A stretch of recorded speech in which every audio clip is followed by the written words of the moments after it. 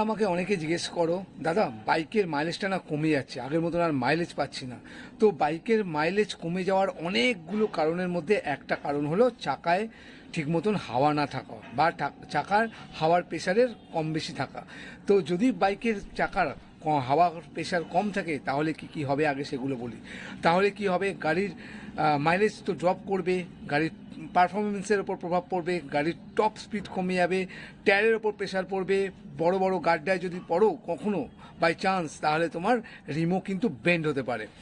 এবার চাকার হাওয়া যদি বেশি থাকে তাহলে কি হবে শোনো।